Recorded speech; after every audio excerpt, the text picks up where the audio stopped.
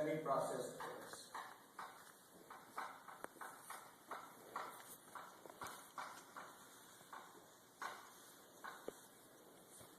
And then from here it gets processed, and then it goes to the United States as processed goods. Processed or value-added goods. There is also exports from the United States to China, and also from China to East Asia. So what we find is that this East Asia's import from China is much smaller than the export to East Asia, of exports of East Asia to China. So this I will put as minus trade balance.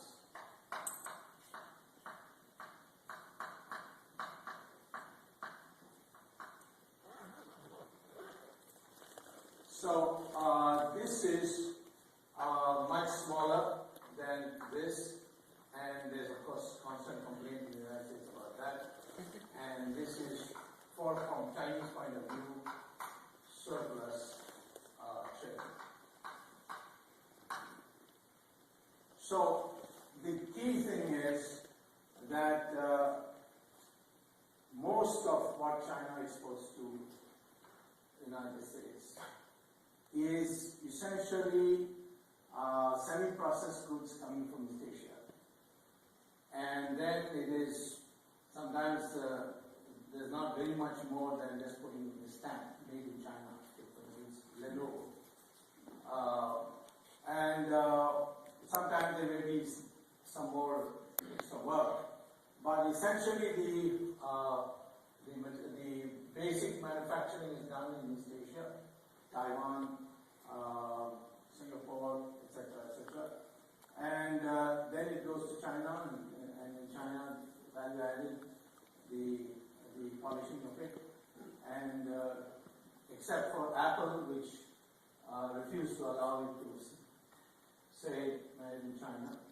I think it says made in the United States, but I don't know if you look at Apple at the back, it will tell you it's a different language. But Apple has insisted on maintaining its brand name, so therefore they were not allowed it, but others have allowed it. And so much of what you see in made in China in the United States is not made in China per se. It's made in East Asia, and it comes to China. Now, why can't East Asia export directly to the United States? Because the labor cost is so high. There was a time that was happening. Radios, once upon a time, radios manufactured in the United States like Motorola. But then afterwards, the Japanese found another way of assembling a radio. They, instead of a big, gigantic, integrated factory, they reduced the overheads by having several stages of production produced separately and then brought together in an assembly. And thereby, the Japanese reduced the cost of production, and as a consequence, they were able to produce goods which the Americans were producing at much cheaper price. But then over a period of time, Japan developed, and then you had Japanese looking for alternative ways to export. Taiwan is for the same reason. All these East Asian countries, which once upon a time were called the tigers, but East Asian tigers, till 1997. Now they're not called tigers at all. They are not. I don't know what they're not called anything anymore. But the fact is that there was a financial crisis in 1997, and it affected all of East Asia. war, and Japan today is still to recover from that crisis. And of course, many writers have written off Japan, like Potter at Harvard Business School and others. So, but anyway, East Asian countries were in search of a cheap place to minimize the labor costs, and they found China. And the Nixon initiative enabled China to be able to source East Asia, because these East Asian countries are all on the side of America, and if the Americans didn't will it or didn't want it, China could not have access to these semi-processed goods, and consequently, China was able to use this strategic partnership with the United States and get most favored nation clause cleared, so that they got first preference on everything. And as a consequence, this trade began. It essentially began in the early 90s, and it grew and grew. And because of this surplus, that is, this surplus trade dominates this. And so China began accumulating foreign exchange, which they deposited in American treasury bonds and other American assets. And China's foreign exchange reserves grew and grew. And the Chinese own manufacturing. In fact, it would be correct to say that the Chinese manufacturing sector is not equipped today to export the kind of goods that they do to the United States. They are essentially dependent on East Asia for getting the basic work done, and then they add on, and that add-on portion is there. So the structure of US-China trade is all these three together. Now, what happened in this economic crisis of 2009? The economic meltdown in the United States in 2008, 2009. Well, the United States demand for Chinese goods went up. That if the exports started going down, then Chinese trade balance would turn negative. Overall trade balance would turn negative. And so what the Chinese did was, they had cut their imports from East Asia. So in a sense, the American crisis, which should have translated into a crisis in China, they passed it on to East Asia by cutting down their imports. So the first structure is that the US-China trade is precariously structured on two things. One, that East Asia continues to export to China for goods which it wants to export to US. And of course, you can also add Europe if you like. And two, that the Chinese labor doesn't become expensive. Indeed, if the Chinese labor started getting expensive, then there is one country waiting, and that's called India. If India were to persuade East Asia, why do it through here? Our labor, skilled labor, is as good and it's cheaper, so why not you do it this way, and then from here we go here. So it's one of the tension points, unspoken tension points between India and the United States, India and China, is this particular new configuration that can come if the US-India relations are better than the US-China relations, which is not so just now. The US-China relations are much better than the US-India relations, even though India and the United States are democracies and much more familiar with each other in a number of dimensions. But nevertheless, the East Asians have not been able to be wooed by India to reroute their semi-processed goods through India. And the East Asians, of course, give a number of good reasons. I don't say they are not good reasons. One is that India's infrastructure is lousy, which it is. And you know, it takes a ship to turn around, it takes at least 7 days in Indian ports, whereas the Chinese would turn around a ship, or the Singaporeans would turn around a ship in probably 2 days or even less. It takes to travel 600 kilometers, perhaps 2 days in India, whereas in China it can be done in probably a quarter of that time. So the Chinese have built their infrastructure in a massive way with a focused mind, and in many areas they were behind India 50 years ago, but today they are ahead of India. Take for instance railways. China was way behind India in the 1950s and 60s, but today the Chinese railway is far ahead of India, far more modern, far faster, and more efficient. So the Chinese have systematically developed their infrastructure which suits the East Asians, and so the East Asians would naturally prefer a less hassle trade arrangement, and India is presently not suitable for them.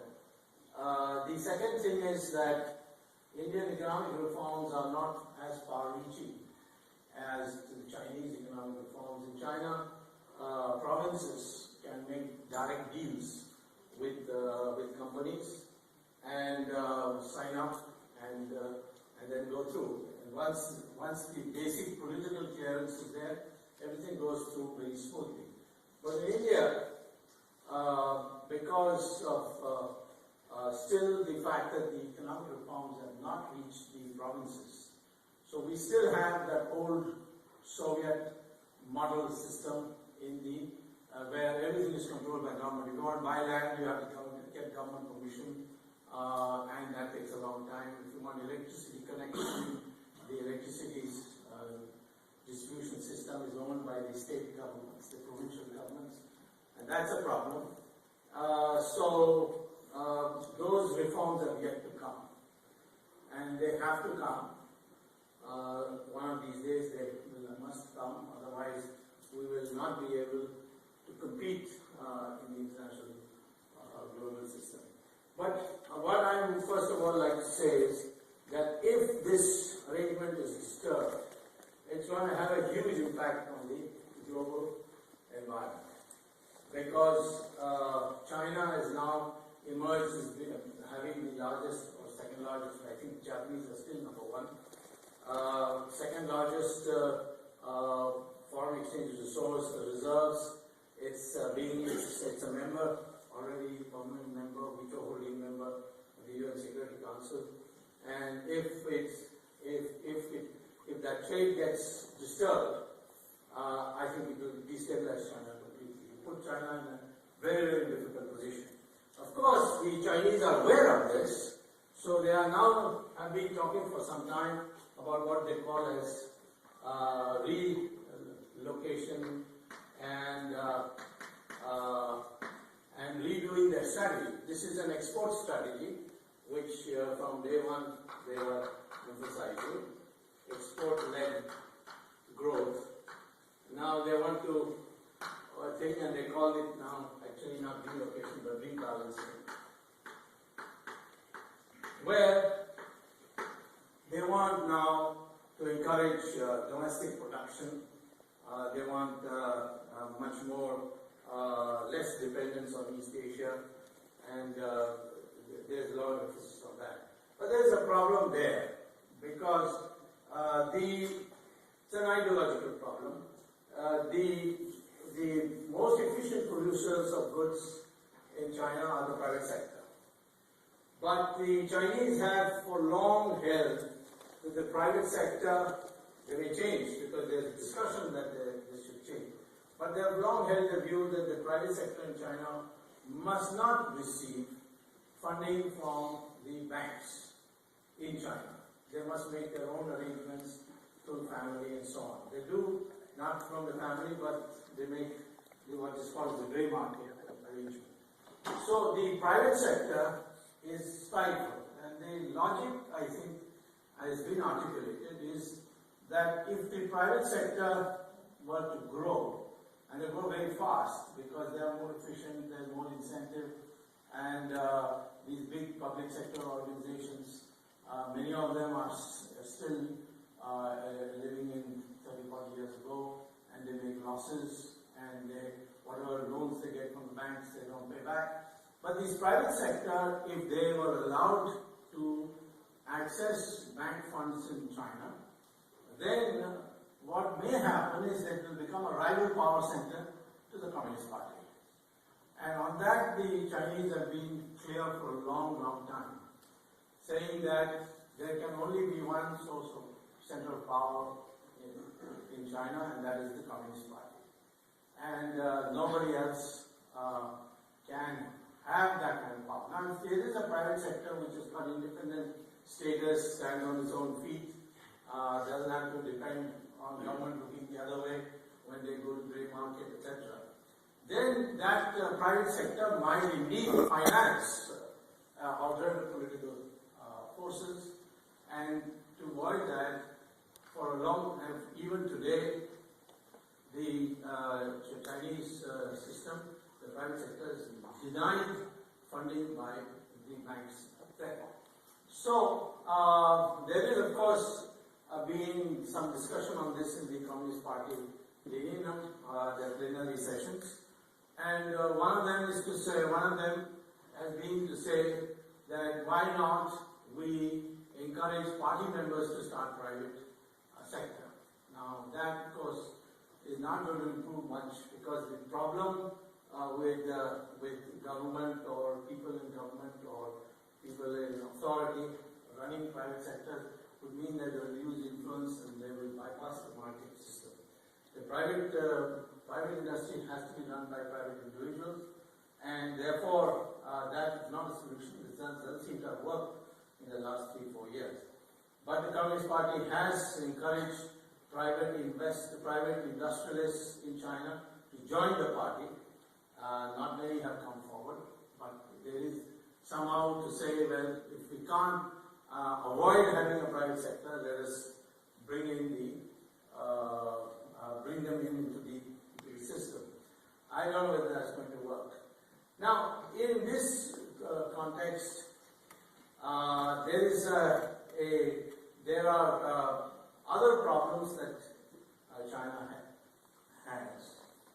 The United States certainly has gone into a financial crisis because of all these derivatives which the these kids from the MBA course have invented, by which they were enabled mortgages to be traded and liquefied, so to speak, and in the consequence, small perturbation in the recessionary situation led to a major collapse. But that's a question that I think in the case of the United States, it's always been an innovation-driven economy, and the Americans have a long tradition of coming up with innovations at some point in time, which suddenly rescues the economy and changes everything. I remember in the 80s, the common talk in the campuses here in America was that Japan is going to take over America. And in America, Japan had taken over, I think it bought Rockefeller Center, and the Toyotas and all these are all over the place. And I remember at that time I had come to spend 2 years back at my alma mater, Harvard, to teach, and the common talk was that very soon we'll all have to learn Japanese and to talk about it. So, but what happened? First the Japanese went into a financial crisis, and they have not come out of it. The second thing is the Americans invented the internet, and that changed everything in the way we do business. And the consequence today, it's the Americans who have taken over Japan. and not the other way around. So the same way, today, there is going to be a financial crisis in China. And a financial crisis will come out of perhaps these collapsing banks. The banks have been forced to lend to public sector units which they can't close down because the employees are members of the Communist Party. So they are guzzlers of resources, and as a consequence, they don't pay back the loans. China is perhaps one of the countries with the largest amount of non-repaid loans, or what is called non-performing loans, and NPA or NPL. Now, similarly, the American propaganda that the Chinese yuan is undervalued led to a lot of money coming to China, speculative money coming to China, in the hope that Chinese will devalue in a big way, and then they can make a killing. And that money is sitting like a time bomb in China. And tomorrow, if it gets around that China is not going to revalue any more than it has done, some sort of marginal revaluation, that money will come out. So there will be a capital outflow from China to informal circles if necessary, and that will cause a run on the currency. So both in terms of collapsing banking system, because banking system you can see from the usual measures of capital adequacy ratios and so on, that they are bankrupt, they have eaten up their capital, but they are surviving on large doses of infusion of funds from the government. There too, the Chinese have run out of options, because the 2009 remarkable recovery of China was done by huge funding of infrastructure projects, pumping money supply, etc. And particularly the provincial governments. And now the debt situation in China is in an explosive stage. So it doesn't mean that they're going to collapse. China, I'm not suggesting China is going to collapse. There are very intelligent people there. They'll find some way to rectify it. But it will not be the same China after that, not the kind of China we've seen. So I would say that perhaps in the next 3 years, you would have a financial crisis in China. And because of the political system being a centralized system, like the Japanese, because they had an opaque system with the Skyretsu and so on, they may find it very difficult to reform their system to meet the challenges of that bankruptcy of government and the financial crisis. It may take China much longer to come out of that crisis. So I would say that the US-China trade is actually what propelled China, and in the end, if they are stuck with this, if they alter the system in any way, their rebalancing system would require major ideological changes even in the political stage. And that means, not have so much investment, have more consumption, have more domestic production, that kind of rebalancing. That rebalancing may not be possible for them to do. In the meantime, they could have a induced financial crisis because of international reasons and so on. So I would think that this would put China in a very great difficulty, and that financial crisis, for it to rectify, will take considerable time. So in brief, this is what I want to say, and if you have any questions, you have to answer. Professor Swamy. Dr. Swamy is a professor, and Dr. Raji is a politician. This is a deadly combination when it comes to So we have much less time, sorry, but let's try to open the floor for any interesting questions you can.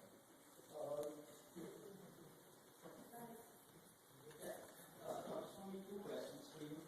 The first one is, if the meltdown that you talked about in China is going to happen, how is it going to impact the US economy? Well, the U.S. economy is now in a, if it happened when before 2007, I think it would have a much bigger impact on the U.S. economy. The U.S. economy is already in a low-level equilibrium now, and the cutting of what is the impact going to be? The Chinese cannot withdraw their foreign exchange from America because the dollar will collapse, and that would mean that the value of money that China would be withdrawing would be worthless. I mean, it works both ways. That is, people have been talking about how China can blackmail the United States on the exchange thing. So I would perhaps say that the American crisis may be in that sense provided with them with a cushion that if the Chinese were to have a financial crisis, it would not affect America as it would have pre-2007. The second question is, you didn't talk about revaluation of the Chinese currency. Yeah. Given the way the Indian currency is moving now, what's the impact of that for the Indian economy? Indian currency is moving for a totally different reason. It's got nothing to do with economics. It is money of corrupt politicians, which is coming through a financial derivative, which was created especially for those politicians. And it means that there is an incentive for Indians to buy dollars today. And this buying spree is what has raised the dollar value when all over the world the dollar price is going down. That has no impact on China or the United States. It's a purely our own creation, and of course it has an impact on our exporters. And there is a recession, there is a slowing down of exports. But on the other hand,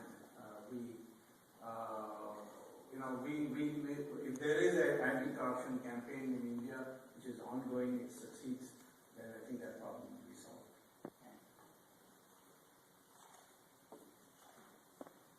I know there are many questions, but I think given the time constraint, I think I will ration the question to one only, please.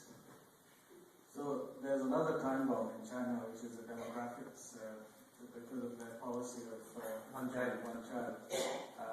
How is that going to play out in the next decade? Well, they have, you see, having a young population like India's average age of an Indian is 28, whereas the average age of a Chinese is 37. The average age of Japanese is 50. The Japanese have a problem, the Europeans have a problem, much bigger problem. But the Chinese education system has prepared for, I mean, now they have 1 billion or 1.2 billion people, so even if it's 37% average age, there's a large number of young people. And they have now streamlined and vastly improved their education system. Unlike India, which has got a huge demographic potential through the fact that 70% of the population is below the age of 35. But there's no educational system to match that, unless we manage to do it in the next year, but it's not able to exploit it, at least presently as its situation. And China has much less potential, but then it has got its education system completely revamped and ready to move on to innovation.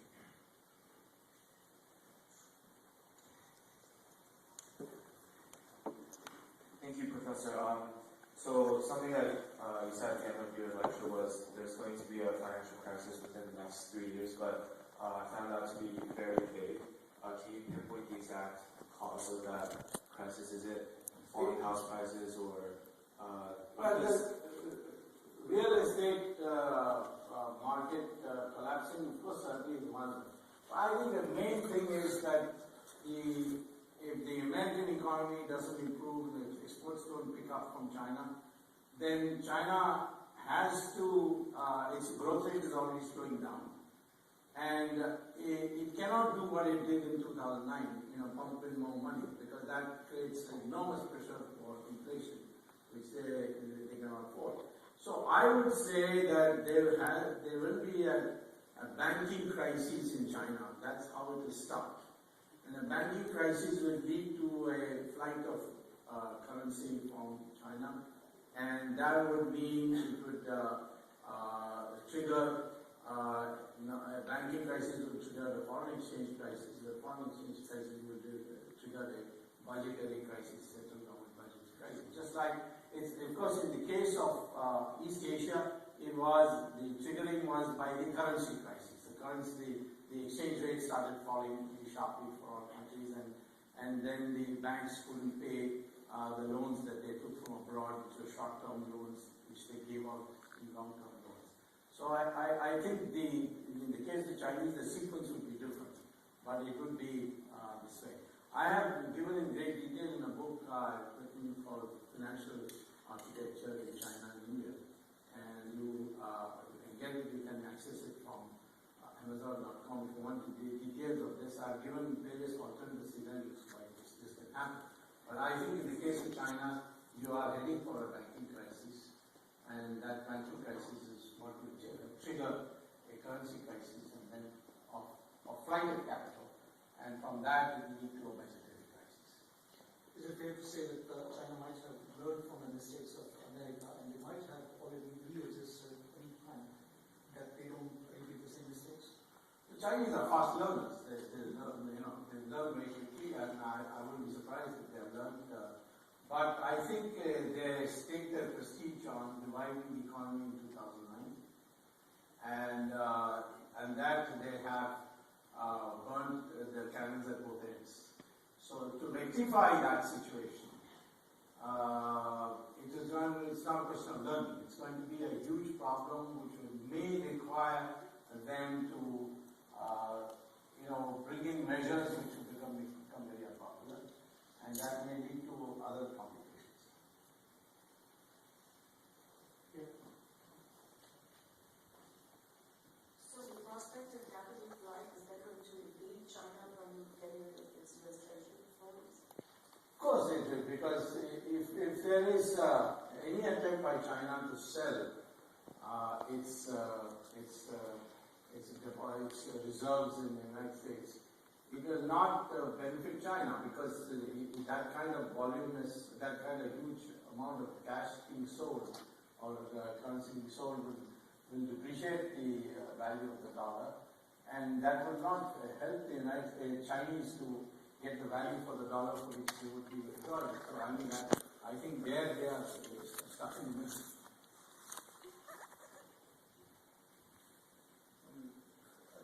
I noticed that you say that the Chinese are stuck. How about the East Asians? I mean, I think I'd like to talk about Korea, which is a new East Asian, right? Well, they have an option, they can go to India. They are people who are producing modern technological equipment on a knockdown level. They can always find alternative markets, alternative labor places, and I certainly think that if in this next 3 years India were to bring in major reforms and change its infrastructural position and the bureaucratic hassles, I think East Asia would have an alternative route to produce exports the way the Chinese do for them. But I can't see how the size of most of these economies are such that the impact on them for not being able to sell to China, I think it will not be that kind of a serious impact. Of course, it's going to have some impact, but won't be a serious impact. Talking of this all the way through, China certainly has the price tag and the cheap labor. No. Indian labor skilled labor is cheaper than Chinese. But are we losing that edge on the way the cost of living in India is becoming exponentially high? No, it's the difference is enough. Even China has inflation, and some of it may not be manifested, but it has costs are going up. The eastern coast is certainly now become almost the developed area of the world, and I think that and then you will find that we in India are, for all our inefficiencies, use resources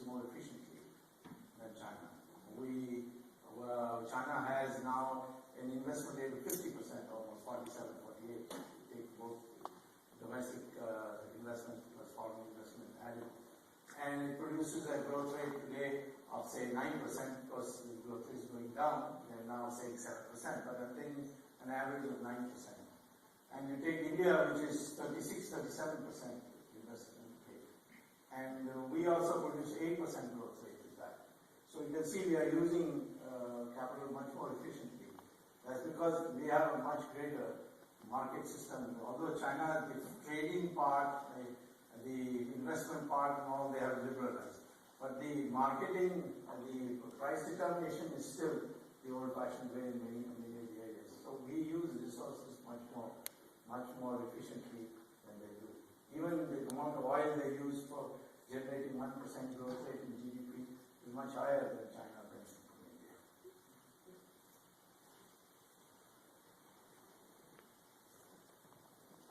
You said that the U.S. economy would be protected from, or relatively protected from the financial crisis in China, but if you're saying that the alternative route is to go through India, wouldn't the lack of infrastructure there cause an impact on both the economies of, I guess, the U.S. and East Asia? So I would say it's a high probability alternative. If the Indian route was available, then the Americans stand to gain, because they'll continue to be able to import things which at low prices. So and they would also be, of course, the United States is now the largest trading partner of India, although it's always in a race with China. China's trade with India is all buying raw materials from India and selling equipment to India, manufactured items to India, something that India finds very difficult to continue. There is this kind of ceiling. But in the case of the United States, we have trade with the United States in advanced technological items, and therefore that would mean further facilitation of American exports to India, and that would make a big difference in the United States.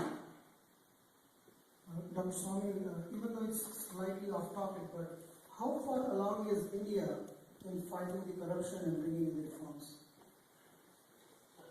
Well, we are doing a pretty good job through the judiciary, and in terms of people at the top being caught, we are getting there. I mean, we have reached the minister status. Now we'll have to reach a little higher status, the de facto prime minister status certainly, and not the de jure prime minister, but the de facto prime minister. And this is something that never happened in India before, and I'm pretty confident that given the mood in the country today, we will be able to bring it down to manageable levels.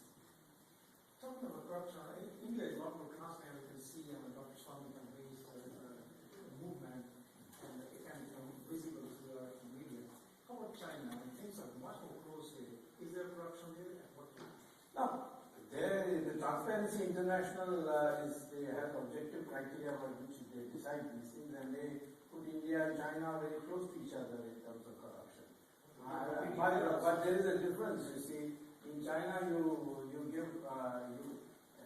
once you give corruption at one level, and then after that everything is smooth and no problem. In India, you will find problems all the way down at every level. So it's a much less efficient corruption, if you want to call it, than China. If a banking crisis were to occur in China, the problem with the public sector, how do it affect how do they relate to China? Does it bring limit further your labor costs?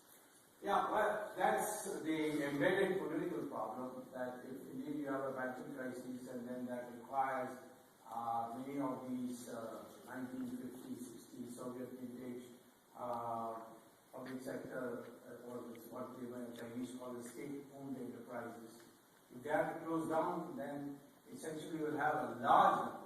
I think the total employment even today in public sector of that kind, which are bleeding, which are making losses, is perhaps 100 million workers. And if that were to close down, China would have a huge social problem.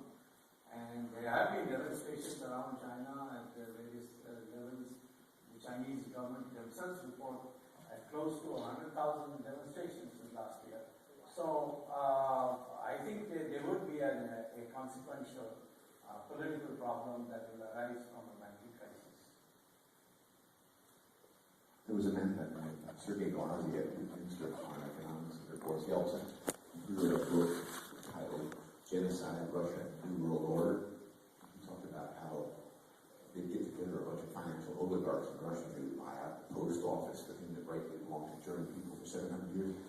Our post office was bought out primarily in 2002 when they changed from a USPS.gov to a .com. These people who control central banks control everything. It has to be put back in the hands of the people instead of the central bankers. Would that happen in China, or do you think that as an experience? Well, this is what happened in Russia. Sergei Gandhi spoke, but they stole our post office also from us in 2002 because the USPS.gov changed to a .com at that time. Okay, thanks. That's interesting.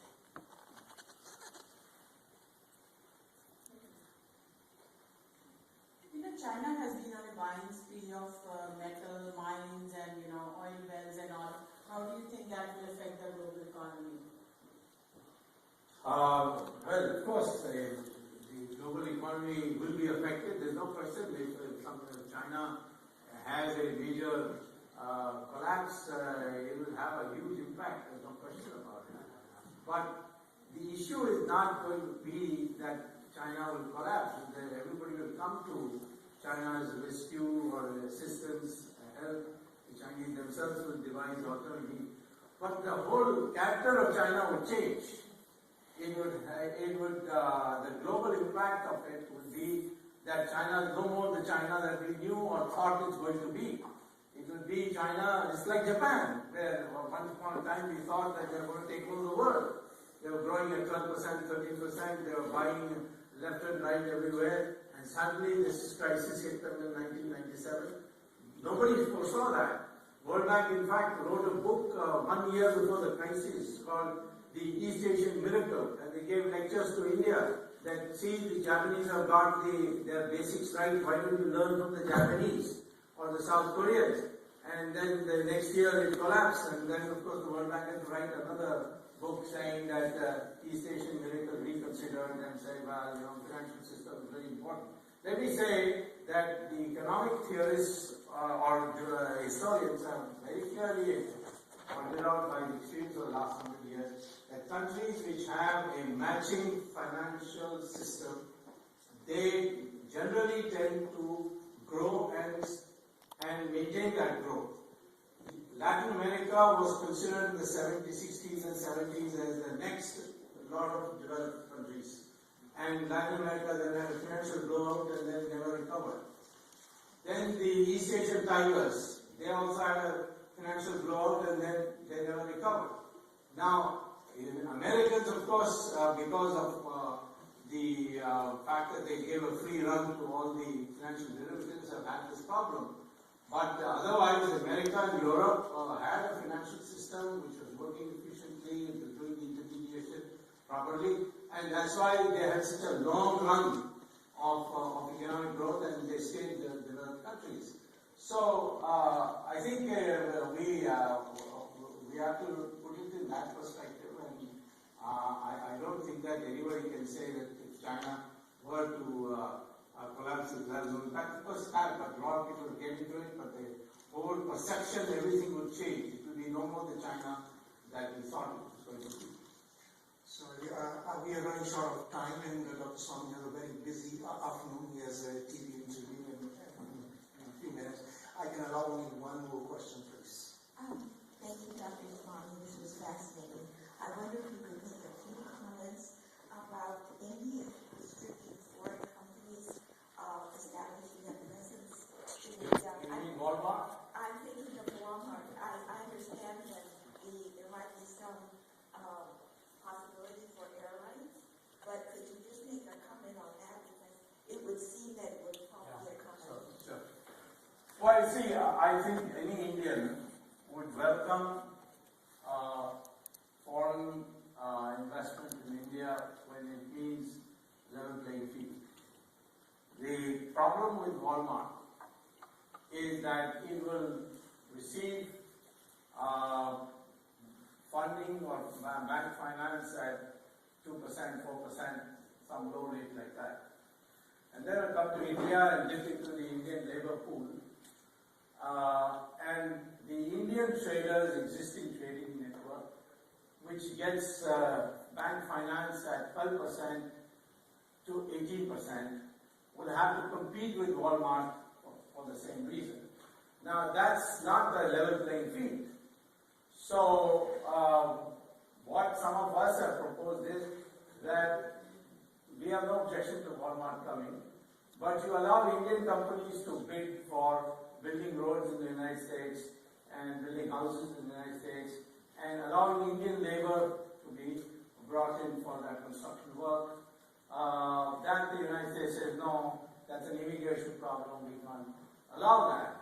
So you want your capital to come freely to India and dip into our labor resources, but you would not allow us to take our labor to the United States and dip into your capital resources. I think this shows that the foreign investment plea of yours is purely based on your self-interest. It's not a arrangement by which we can compete with each other, either by the overall competition of we competing in one place in a preferred way and you competing in another way.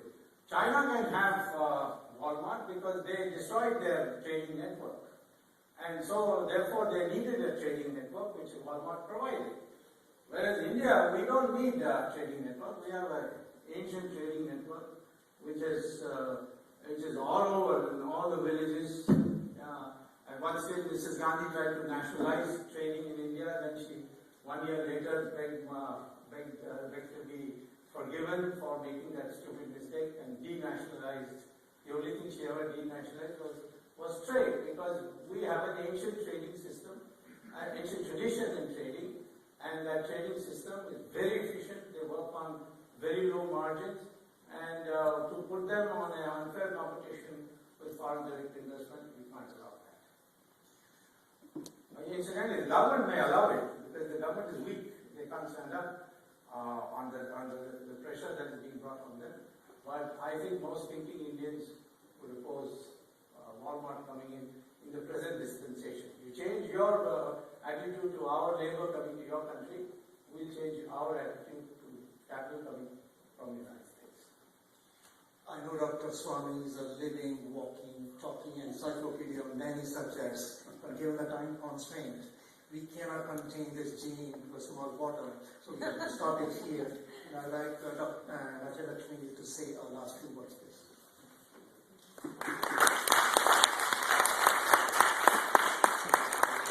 Thank you, Dr. Swamy, for giving us such thought-provoking and sincere, I should say. He brought not only US, India, and China, its relations, its financial architecture. Actually, to tell you honestly, this shows how brilliant he is. His mind is like a computer. He had prepared for a totally different topic. It's my mistake. He had prepared for US, China, financial architecture, and its global impact.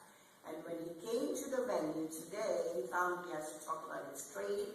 Immediately, here he is.